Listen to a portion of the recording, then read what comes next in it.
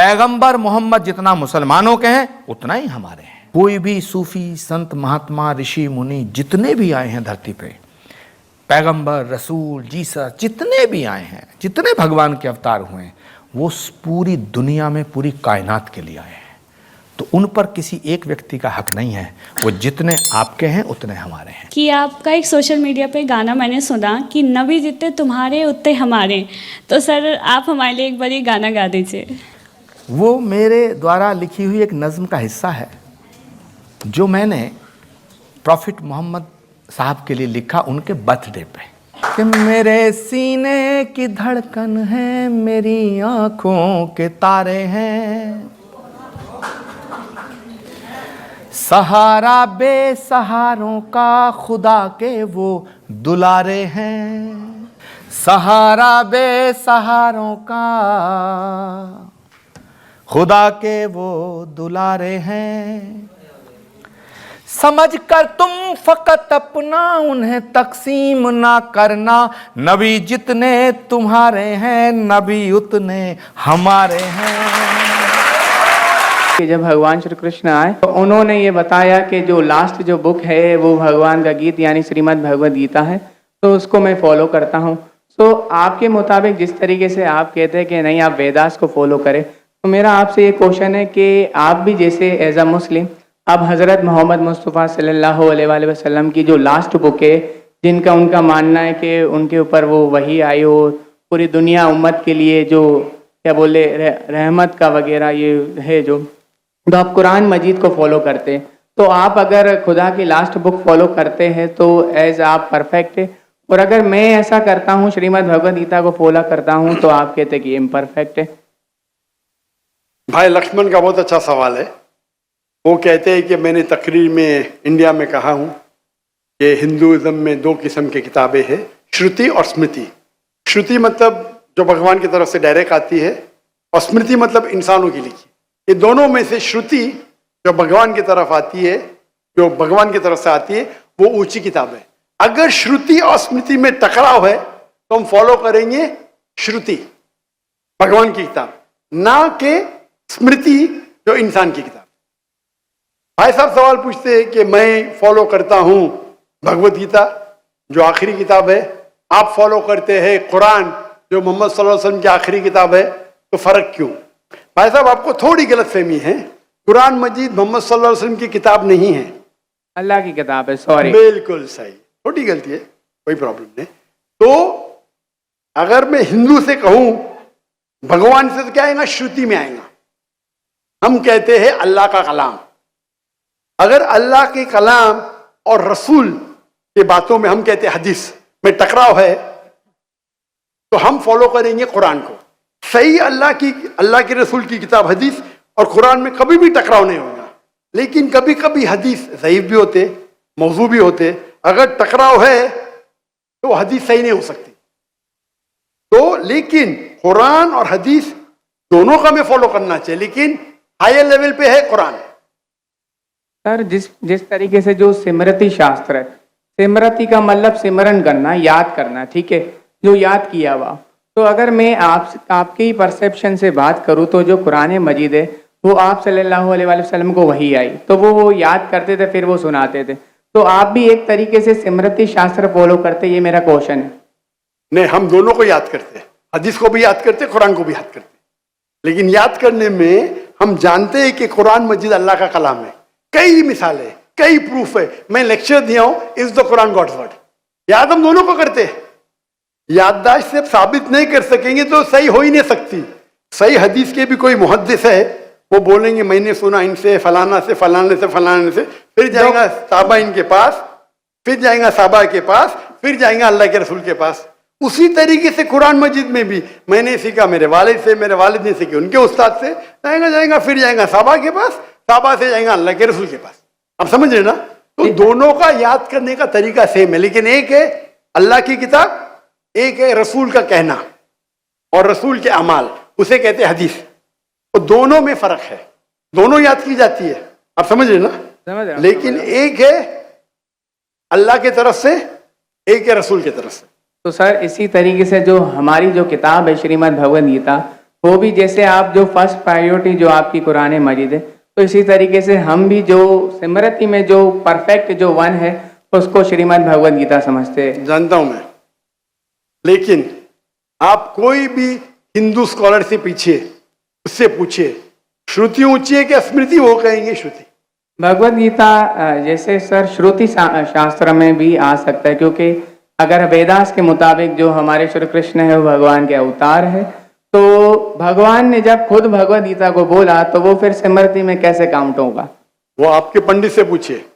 भगवद गीता महाभारत का एक part yes है। I know I am the follower Prabhupada. बराबर, आप स्वामी प्रभुपाद की गीता पढ़ चुका हूं मैं, ट्रांसलेशन जी। पढ़ चुका हूं मैं, तो वो भी। और मेरा उनसे जो श्री कृष्ण जो है Shri Krishna mission ISKCON yes, उनसे मेरा 1-to-1 डिबेट डिस्कशन भी हो चुका। मैं डिस्कशन कहता हूँ, हम डिबेट करो, मुझे कोई प्रॉब्लम सॉरी सर, समझे ना। उन्होंने भी माना क्या ये श्रुति है, श्रुति है ना, श्रुति है, सॉरी वो माना स्मृति है।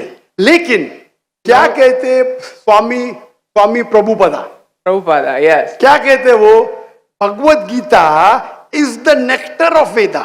यस नेक्टर ऑफ वेदा मतलब वेद का निचोड़। भाई साहब आप बात करेंगे, मैं बात करेंगे। Sorry sir, sorry. आपने सवाल पूछा जी, मैंने पूछने दिया जी, जवाब मैं दूं या आप दूं? आप देंगे। आप सुनेंगे जरा? जरूर।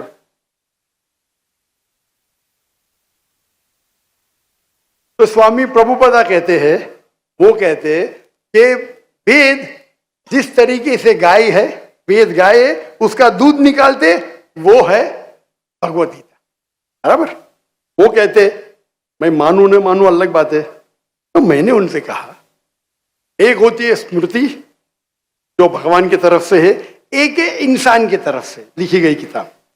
भगवान से लिखी गई किताब का निचोड़ एक इंसान लिखे तो क्या भगवान की किताब से अच्छा हो सकता है?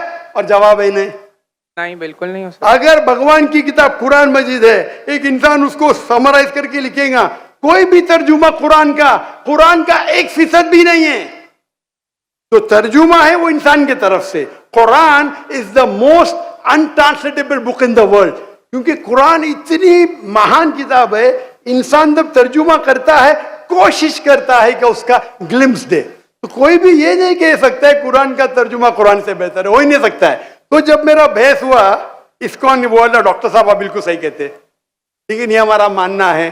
तो मैंने उनसे कहा अगर वेद कॉन्ट्रडिक्ट करे भगवत किसमें मानेंगे? वेद में ही मानना चाहिए आपको।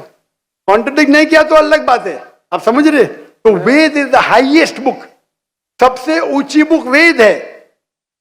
वेद के बाद आते उपनिषद।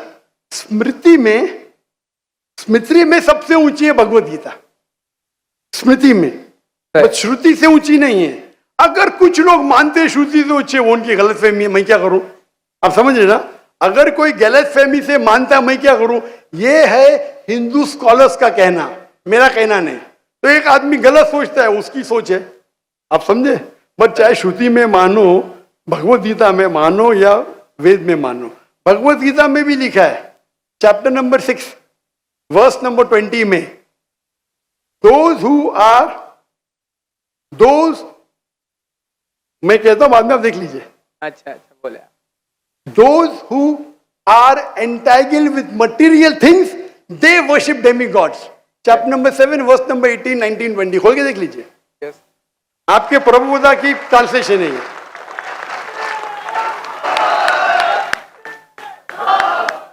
क्या those who worship demigods, they will go to the demigods. They are materialistic people.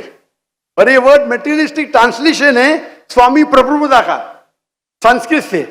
Sir ये चैप्टर नंबर 9 है, सॉरी, वर्स नंबर 25, ज्ञानती देवाव्रतान। वो नहीं, आप चैप्टर नंबर 7 देखिए। आप क्यों 9 खोल रहे? आपको 7 और 9 में फर्क लगता है क्या? ये अच्छी बात है, मैं 7 कोट करो, आप 9 में जा रहे। Yes, but I am not the worshipper of demigods. Demigods are different. मैं आपको कहा क्या, मैंने जो बोला सही है क्या? नहीं, देखो ना जी, एकदम परफेक्ट है। क्यों आप लोग को दूसरी जगह लेके जा रहे? नहीं सर, भाई साहब लक्ष्मण भाई, कम से कम हक का साथ तो दो। मैं कोट कर रहा हूं चैप्टर नंबर 7, आप बोलते चैप्टर नंबर 9। मेरे पास कोई किताब नहीं, मैं दिमाग से बात कर रहा हूं, बराबर? तो आप अगर मैं 7 कोट करूं, आप मुझे नहीं डॉक्टर साहब चैप्टर नंबर 9। अरे भाई, मैं भी भगवत गीता का स्टूडेंट हूं, बराबर ना? ओके। मैं स्वामी प्रभुपदा नहीं हूं, लेकिन मैं भी स्टूडेंट हूं ना, हूं क्या नहीं? Yes. मैं मेरे दिमाग से कोट कर रहा हूं, बराबर ना? तो आप, मैं जब चैप्टर 7 कोट कर रहा हूं, चैप्टर 9 पे क्यों जा रहे? बट मुझे लगा कि आपने वो जो श्लोक जो कॉट किया ना, कि जो भूतों की पूजा करते भूतों के पास जाएंगे, पितरों की पूजा करने, यान्ति देवा व्रतान देवान पितृ यान्ति व्रत वर्ता पुत यान्ति भूतेज्या लेकिन वो यान्ति मत यज्ञो विपाम। जो मेरे भक्त है वो मेरे पास आएंगे। बिल्कुल सही। तो इसलिए ना हम भूतों, ना प्रेतों, ना क्या बोलते हैं कि जो पितृ है, जो मेरे एंसेस्टर है, उनकी पूजा ना करते हुए, ना डेमीगॉड्स की भी पूजा ना करते हुए, तो भगवत गीता कहती है तो आप कृष्ण की पूजा मानते हैं कि भूत परस्ती गलत है, मानते हैं? नो, कृष्ण की मूर्ति रखना भगवत गीता के मुताबिक परफेक्ट है। चैप्टर नंबर 12, जब अर्जुन ने पूछा कि मैं किसकी पूजा करूं, तो भगवान ने चैप्टर नंबर 12 दूसरे श्लोक में बताया कि अगर कोई मेरी साकार रूप की पूजा करता है तो वो मुझे अत्यंत प्रिय है। तो इसलिए मैं भगवत गीता को फॉलो करता हूँ। उसका मतलब भगवत गीता में कॉन्ट्रडिक्शन है। अभी आपने कहा कि भगवत गीता में लिखा भूत परस्ती खराब है। मैंने नहीं कहा सर। अरे आपके स्वामी प्रभुपदा ने कहे डेमीगॉड्स की पूजा करना अनइंटेलिजेंट मैन है। आई am not following demigod, sorry, only Krishna को फॉलो करता हूँ। मोनोथियज्म, पॉलीथियज्म नहीं, सबको मैं भगवान नहीं मानता, सिर्फ एक को मानता हूँ। सॉरी। आप अगर डेमीगॉड का नीचे फुटनोट में पढ़ेंगे, उसमें लिखा है आइडल वर्शिप ऑल्सो। यस, मैं डेमीगॉड्स की वर्शिप नहीं करता ना।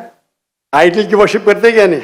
आइडल के मुताबिक, आपके मुताबिक आइडल है कि एक मूर्ति बनाना, बट मेरे मुताबिक आइडल है कि कृष्णा मैं आपके मुताबिक नहीं चलने वाला हूँ, मैं सिर्फ पूछ रहा हूँ। अभी हम बहस नहीं करें, बराबर? ये डिबेटिंग टाइम नहीं है। अच्छा सर, सॉरी। आप अगर बीच में दखल अंदाजी नहीं करेंगे तो लोग समझेंगे। चलिए ठीक। आप ये मानते हैं कि डेमीगॉड की पूजा करना आप करते क्या? मैं बात ही क्या कर रहा हूँ, मैं क्या कर रहा हूँ? मैं डेमीगॉड की पूजा नहीं करता।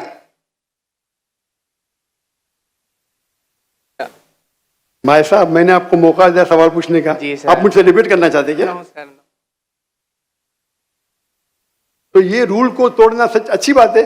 आप हमारे रूल को तोड़े क्या नहीं? नहीं सर, अभी आप बोले मैं सुनूंगा। तोड़े क्या? हाँ क्या नहीं? तोड़े क्या नहीं?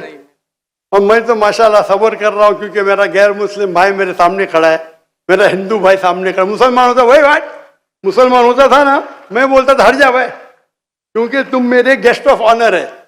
मैं सबर कर रहा हूँ, मैं आपकी इज्जत कर रहा हूँ, लेकिन इज्जत करने का मतलब नहीं कि आप सब लोग का टाइम, हजारों लोग है इधर, बराबर ना?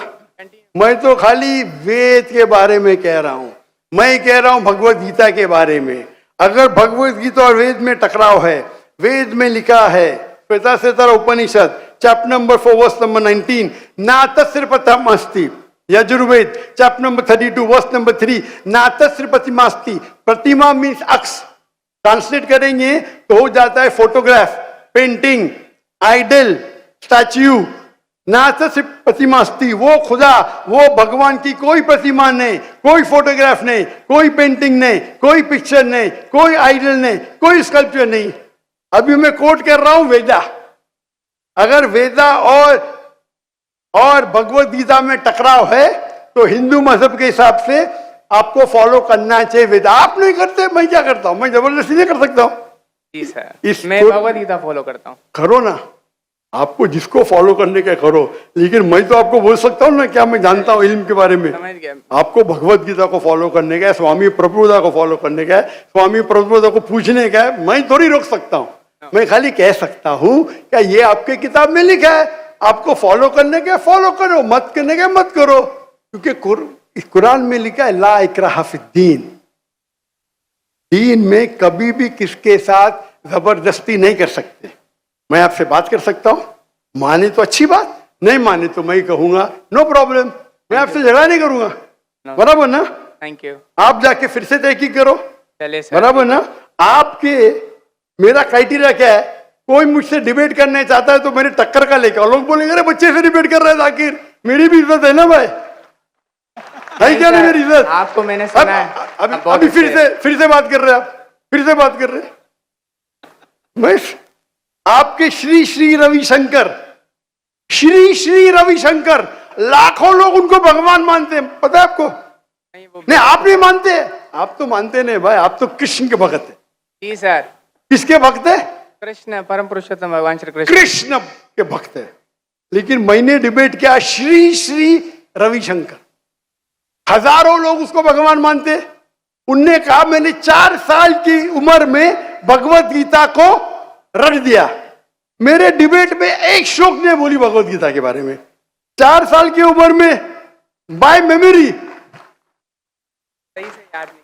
तो मेरा कहना यह है, आप अगर चाहते हैं मेरे से कोई डिबेट करे तो मेरा मजमा 10 लाख का है, कम से कम 2% तो लेके आओ, 20,000।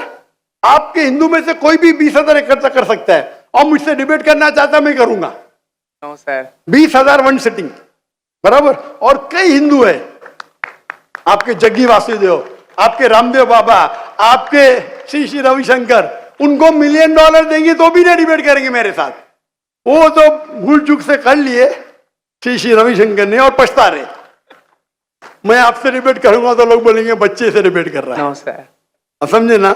लेकिन मेरी इल्तिजा है कि आप कुरान मजीद भी पढ़िए। आपके स्वामी प्रभुपाद बोलते ना कुरान पढ़ना हराम में, नहीं बोलते ना? नहीं बोलते सर। माशा। तो मेरी इल्तिजा है, मेरी रिक्वेस्ट है, मेरी ख्वाहिश है मेरे भाई से, छोटे भाई से, कि कम से कम आप कुरान मजीद का तर्जुमा पढ़ो। उसको मानना जरूरी नहीं है, नो। बराबर ना? ठीक है। अब इतने घंटे आपने दिए, मैंने आपको टाइम दिया। मेरी एक रिक्वेस्ट है, खुले दिल से कुरान मजीद पढ़ो। उसके बाद कोई मजबूरी नहीं मानना है मत मानो।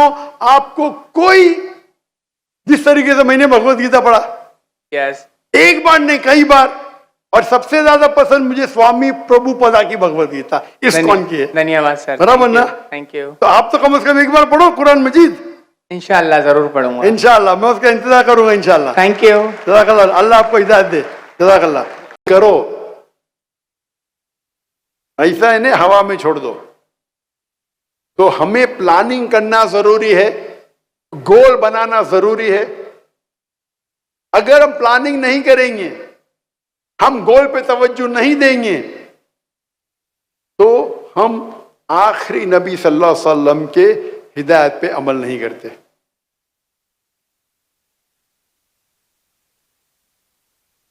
गोल सेटिंग बहुत अहम है, बहुत इंपॉर्टेंट है।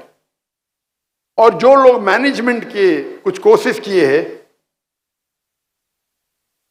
वो जानते होंगे गोल सेटिंग का एक्रोनियम है स्मार्ट, SMART। जो लोग मैनेजमेंट के कोर्सेज किए होंगे उसे कहते गोल सेटिंग स्मार्ट, SMART। लेकिन मैं खुद एक नया एक्रोनिम मैं मेरे मुसलमान भाई और बहनों से कहना चाहता हूं, आप इस्तेमाल कीजिए एक्रोनियम इस्लामिक, ISLAMIC।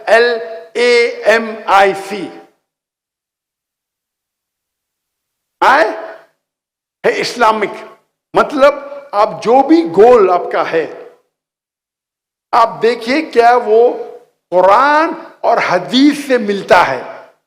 जो भी गोल आप सेटिंग कर रहे हैं वो मैच होना चाहिए कुरान की तालीमात से और सही हदीस की तालीमात से। जो तालीम अल्लाह ताला में देते हैं कुरान में, या आखिरी नबी मोहम्मद सल्लल्लाहु अलैहि वसल्लम देते सही हदीस में, उससे मैच होना चाहिए। अगर आपका गोल उससे मैच नहीं हो रहा है तो ये गोल आपके लिए कोई फायदे का नहीं है। मिसाल के तौर पे एक आदमी सोचता है कि मैं दुनिया की सबसे बेहतरीन शराब बनाऊंगा। गोल है उसका, विजन है, एम है। क्या कुरान मजीद से मैच होता है? हदीस से मैच होता है? कुरान मजीद में अल्लाह ताला फरमाते सूरह माइदा में सूरह नंबर 5 आयत नंबर 90 में, या अल्लज़ीना आमनू इन्नमल खम्रु वल मैसिरु वल अंज़ाबु वल अस्लामु रिज्सुम मिन अमली शैतान फज्तनिबू लअल्लकुम तुफ्लिहून। ए ईमान वालो, खमर, नशे वाली चीज, जुआ खेलना, डिविनेशन ऑफ एरोज, बुत परस्ती, ये शैतान के हथकंडे हैं। इससे दूर रहो ताकि आपको सफलता मिलेगी। तो ये शराब बनाना आपका गोल होगा, लेकिन ये कुरान मजीद के खिलाफ है।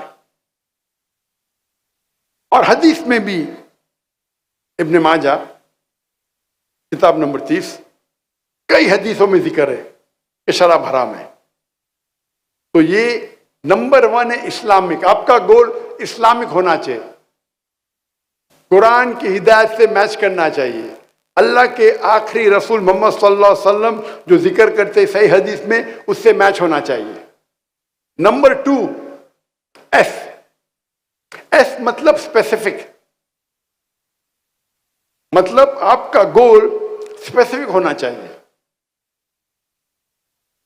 एक गुरु अपने शागिर्दों से उनको सिखा रहा था तीर कमान, बो एंड एरो, तीर किस तरीके से चलाना चाहिए, और अपने शागिर्दों से कहता है सब लोग अपना निशाना लगाओ उस परिंदे की आंख पे। ये स्पेसिफिक है, परिंदे की आंख पे निशाना लगाओ। तो सब लोग निशान तानते हैं। उस्ताद पूछता है पहले तालिब से, आप क्या देखते हैं? वो जवाब देता है मैं सारे जंगल को देख रहा हूं, इसमें कई पेड़ है, एक पेड़ पे एक परिंदा है और उस परिंदे की आंख को देख रहा हूं। उस्ताद दूसरे शागिर्द से पूछते आपको क्या दिख रहा है? मुझे दिख रहा है कि एक पेड़ है, उस पेड़ पे एक परिंदा है, उस परिंदे की आंख है, ये मैं देख रहा हूं। उस्ताद तीसरे शागिर्द से पूछते आप क्या देख रहे? मैं देखता हूं एक परिंदा है और उसकी आंख है। उस्ताद पूछते चौथे शागिर्द से आप क्या देख रहे? उस्ताद मैं सिर्फ परिंदे की आंख को देख रहा हूं और कुछ नहीं दिख रहा मुझे। उस्ताद कहते तीर को छोड़ो, तीर छोड़ते और बराबर जाके आंख पे लगती है। ये गोल जो है स्पेसिफिक है, परिंदे की आंख, बर्ड्स आई। तो जब आप गोल सेटिंग करते हैं it should be specific. L मतलब ल्यूक्रेटिव, आपको मुनाफा होना चाहिए, फायदा होना चाहिए आपके गोल सेटिंग से। और सबसे बेहतरीन फायदा अल्लाह ताला फरमाते सूरह बकरा में सूरह नंबर 2 आयत नंबर 201 में, रब्बना आतिना फिद दुनिया हसनतों फिल आखिरति अज़ाबिन नार, कि अल्लाह ताला से हम दुआ करते कि हमें इस दुनिया में सबसे बेहतरीन चीज मिले और हसनात मिले आखिरत में, और हमें जहन्नम से निजात मिले। तो इस दुआ में हम दोनों चीज मांग रहे, दुनिया और आखिरत। लेकिन अगर तवज्जो देंगे तो इस दुआ में दुनिया के बारे में एक चीज है और आखिरत के बारे में 2 चीज। रब्बना आतीना फिद दुनिया, हम अल्लाह से दुआ करते कि इस दुनिया में हमें अच्छी चीज दे। रब्बना आतिना फिद दुनिया हसनतों व फिल आखिरत हसनतों, और आखिरत में अच्छी चीजें दे, और हमको जहन्नम से, जहन्नम की आग से निजात दे। तो आखिरत की चीज एक तिया है, दुनिया की चीज एक तिया है, और दुनिया में अच्छी चीज दे और आखिरत में अच्छी चीज दे, और आखिरत दूसरी दुनिया के जहन्नम की आग से हमें पनाह दे। तो आखिरत के बारे में 2 चीजें हैं। तो एक तिया हिस्सा दुनिया है, 2 तिया हिस्सा आखिरत है। तो कई स्कॉलर्स आलिम दीन कहते हैं दुआ मांगो, दुनिया और आखिरत के दोनों मांगो, लेकिन आखिरत के लिए ज्यादा मांगो। कुछ उल्मा कहते हैं, आलिम दीन कहते हैं मांगो तो मिनिमम 2 तिया हिस्सा, 2/3 आखिरत के लिए होना चाहिए। और अल्लाह ताला फरमाते सूरह हूद में सूरह नंबर 11 में, आप अगर दुनिया मांगेंगे अल्लाह दुनिया देगा, लेकिन आखिरत के लिए आपके पास कोई हिस्सा नहीं है। आप आखिरत मानेंगे अल्लाह आपको आखिरत भी देगा और दुनिया भी देगा। तो ल्यूक्रेटिव प्रॉफिट होना चाहिए, देखो, लेकिन आपका प्रॉफिट आखिरत की तरफ ज्यादा होना चाहिए, क्योंकि आखिरत आपकी जिंदगी लंबी है, अल्लाह के रसूल फरमाते इस दुनिया में इंसान एक ट्रैवलर है, एक मुसाफिर है। अभी मैं मुसाफिर हूं पाकिस्तान में, तो क्या मैं मकान खरीदूंगा? मैं होटल में रहूंगा ना, टेम्परेरी हूं, मैं थोड़ी मकान खरीदूंगा, मुसाफिर हूं। तो उसी तरीके से दुनिया में मुसाफिर है। हम क्या करते, इतना माल दौलत इकट्ठा करते, हम समझते कि हम जिंदगी भर दुनिया में रहने वाले, 1000 साल के लिए, 5000 साल के लिए हम मुसाफिर हैं। तो आपकी तवज्जो आपके गोल में ज्यादा होना चाहिए आखिरत पे, दुनिया पे हो सकती है लेकिन कम, ल्यूक्रेटिव, प्रॉफिटेबल। आखिरत ज्यादा, दुनिया भी होना चाहिए, नो प्रॉब्लम। सिर्फ आखिरत है तो सोने पे सुहागा, सिर्फ आखिरत है तो सोने पे सुहागा। आखिरत तो मिलेंगी, अल्लाह आपको दुनिया भी देगा। एप्ट एंड अप्रोप्रिएट, मतलब आपका गोल सही होना चाहिए, अप्रोप्रिएट होना चाहिए।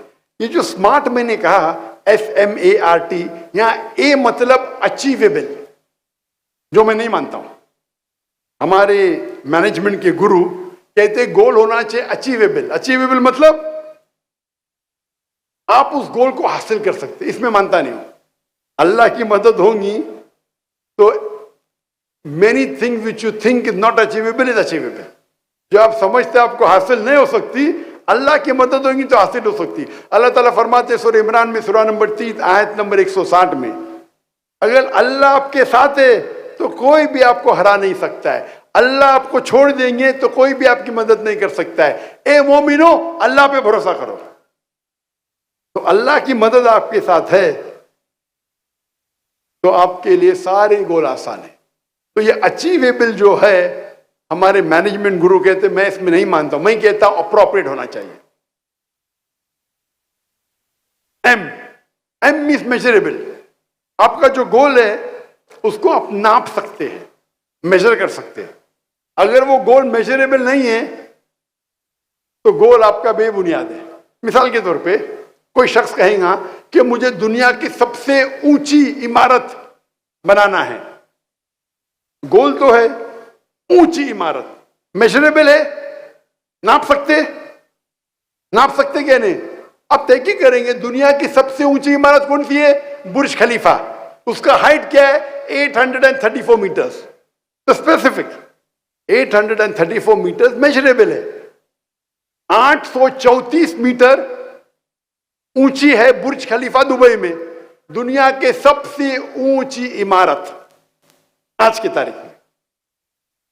अगर आपको उससे ऊंची बनाना है तो 835 बना दो, आपका रिकॉर्ड टूट जाएगा। तो मेजरेबल है, गोल को आप नाप सकते हैं। आय, इंटेंशन, नियत। आप अगर जो गोल हासिल करना चाहते, उसकी नियत होना चाहिए खुसूसन अल्लाह की रजामंदी।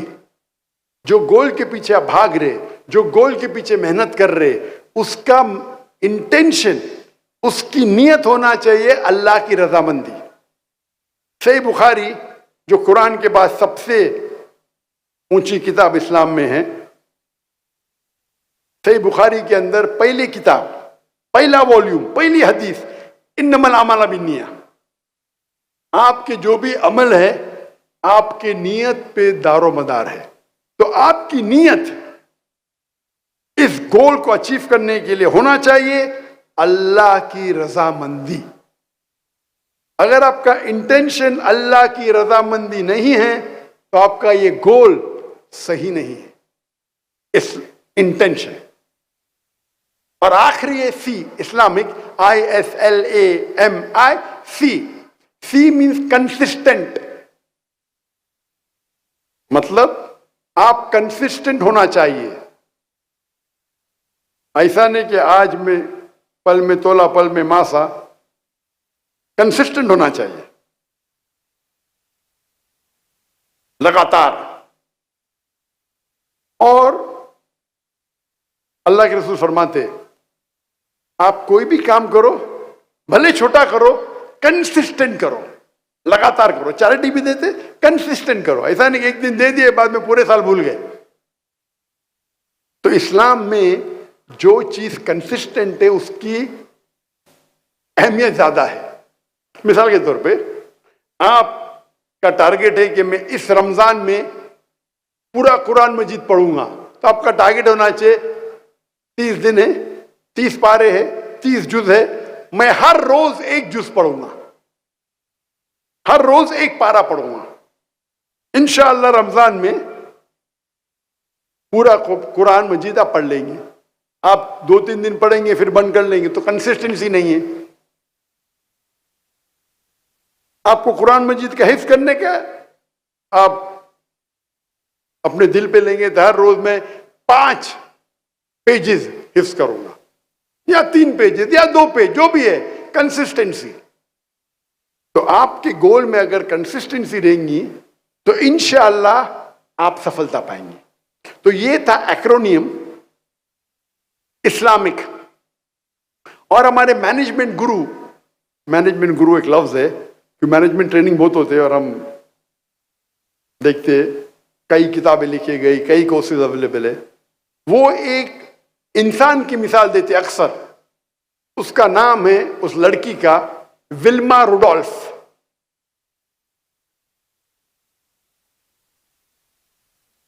इस मजमे में किसने नाम सुना है विल्मा रुडोल्फ का? हाथ ऊपर करो। विल्मा रुडोल्फ, माशाअल्लाह, एक जन भी विल्मा रुडोल्फ का नाम नहीं। मतलब आपने मैनेजमेंट कोर्स नहीं किया है, अच्छी बात है, कुरान में अच्छा मैनेजमेंट है, तो कोई गुनाह नहीं किया आपने।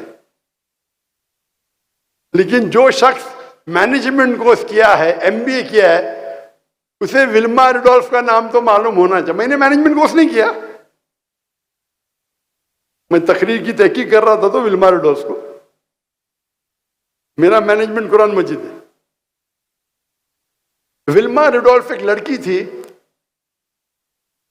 जिसको पोलियो हुआ था, पोलियो, और डॉक्टर ने जवाब दे दिया था कि ये लड़की कभी भी अपने पैर जमीन पे रख ही नहीं सकेंगी। वो ब्रेसिस पहनती थी, वो पोलियो वाले पहनते, ब्रेसिस बोलते हैं अंग्रेजी में, मतलब अपने पैर पे कोई एक इक्विपमेंट होता है, उसे कहते हैं ब्रेस। तो डॉक्टर ने कहा ये लड़की कभी भी अपने पैर अपनी जमीन पे नहीं रख सकती।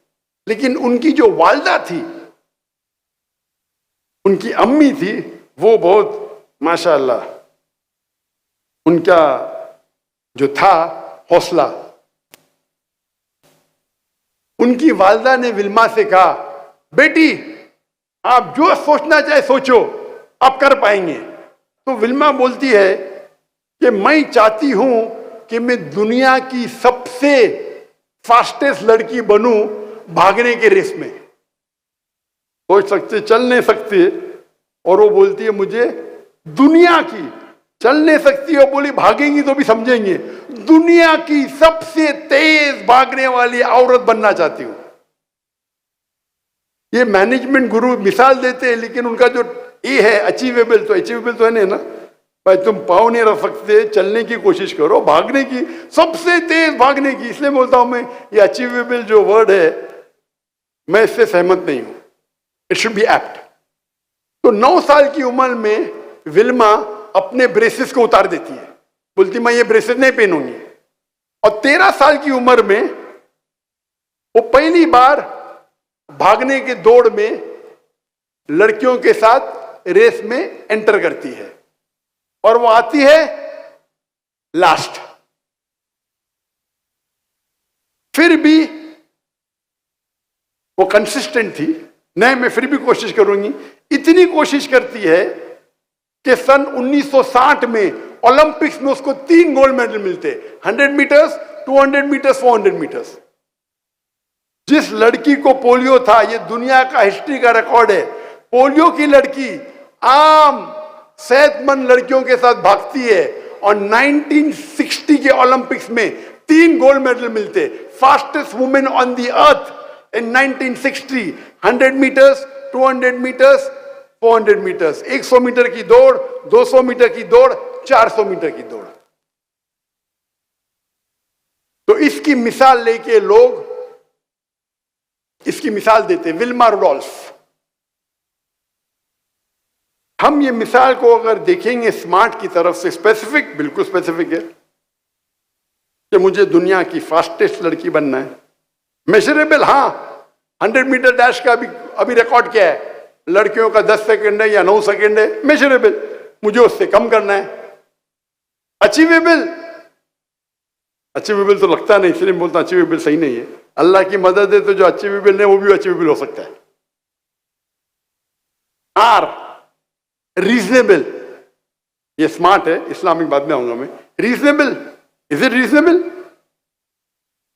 और आखिरी में time bound. And time bound, अगर आपको रेस में दौड़ना है तो आप 25 साल के अंदर होना चाहिए। आप 40 साल के बनने के बाद तो दौड़ नहीं सकते, 25 होएगा, 26 होएगा, 30 होएगा, उससे ज्यादा नहीं। तो टाइम बाउंड है। अगर आप इस्लामिक एक्रोनियम पे उतरेंगे, इस्लामिक, तो वुल्मा रोडोफ को अगर स्मार्ट में अच्छे नंबर मिलेंगे, इस्लामिक में कितने नंबर मिलेंगे? क्या ये गोल इस्लामिक है? क्या कुरान मजीद के खिलाफ है? या कुरान मजीद इसको अप्रूव करता है? कुरान मजीद के खिलाफ तो नहीं है, हम कहेंगे ऑप्शनल, हाई मार्क्स नहीं मिलेंगे, लेकिन खिलाफ तो नहीं, भागना हराम नहीं है, लेकिन कोई इस्लामिक बेनिफिट नहीं इसमें, तो एवरेज। स्पेसिफिक, बिल्कुल स्पेसिफिक था। ल्यूक्रेटिव, प्रॉफिटेबल दुनिया में, आखिरत में तो जीरो।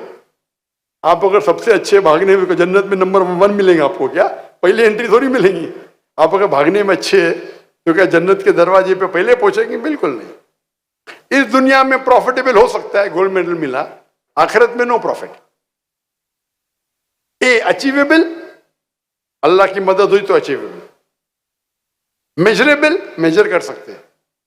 रिकॉर्ड क्या है? 10 सेकेंड, उससे कम करो, 9 सेकेंड, उससे कम करो। आई, इंटेंशन, क्या इंटेंशन अल्लाह की रजामंदी है? मुझे लगता तो नहीं है, क्योंकि विल्मा रेडोल्फ मुसलमान तो थी नहीं, अल्लाह की रजामंदी की वजह से तो भागी नहीं हुई।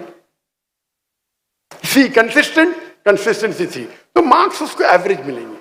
अभी हम कंपेयर करते हैं एक ऐसे शख्स से जिसने मेरी जिंदगी बदल दिया, उसका नाम है शेख अहमद दीदात। और शेख अहमद दीदात की हिस्ट्री पढ़ेंगे तो वो भी अल्हम्दुलिल्लाह एक मिसाल है। अहमद दीदात साहब, शेख अहमद दीदात, जिससे मुतासिर हुआ, जिसके वजह से मैं आज खड़ा हूं, आज आपके सामने खड़ा हूं मैं, जिसने मुझे इंस्पायर किया, वो शेख अहमद दीदात थे। नहीं तो मैं हो सकता है कोई ऑपरेशन थिएटर में सर्जरी करता होता तो मैं दिल के डॉक्टर से रूह का डॉक्टर बन गया, अल्हम्दुलिल्लाह। From doctor of body to doctor of soul. आज की वीडियो उम्मीद है कि आपको पसंद आई हो। इस तरह की दिलचस्प और लेटेस्ट वीडियोस देखने के लिए हमारे चैनल को सब्सक्राइब और वीडियो को लाइक और व्हाट्सएप पर शेयर ज़रूर करें। इस तरह के ज़बरदस्त और शेर दिल लोगों की वीडियोस हम आपके साथ शेयर करेंगे डेली इंशाल्लाह। अगर आपको किसी भी टॉपिक पर वीडियो चाहिए, आप हमें कमेंट करें, हम उसी वीडियो पर, उसी टॉपिक पर आपके साथ वीडियो शेयर करेंगे। उम्मीद है कि आज की वीडियो आपके लिए कुछ ज़बरदस्त साबित हुई हो। आज के लिए इतना ही, मिलते हैं नेक्स्ट वीडियो में, नेक्स्ट लाइव स्ट्रीम में या नेक्स्ट शॉर्ट वीडियो में। अल्लाह हाफिज़।